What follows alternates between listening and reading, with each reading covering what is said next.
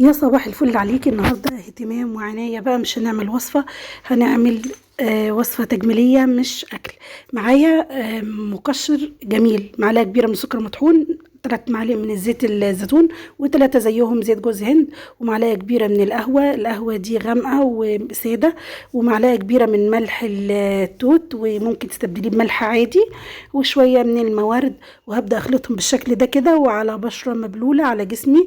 المقشر ده يا جماعة حلو أوي أوي لو عملته كده قبل السويت بيوم، بيحل محل الحمام المغربي، جبار يا جماعة، جربوه مش هتندموا. ملطف للبشرة بطريقة رهيبة ومنعم ومطري ومفتح، بيفتح البشرة وكل الأماكن الغامقة اللي في الركب والأكواع وكده. جربوه ولو عجبكم ادعوا لي، ما تنسونيش في دعوة حلوة منكم. واهم حاجة اهم حاجة الترطيب بعد اي ماسك بعد اي مقشر يا جماعة، الترطيب الترطيب الترطيب، ونشرب مية كتير وننام بدري.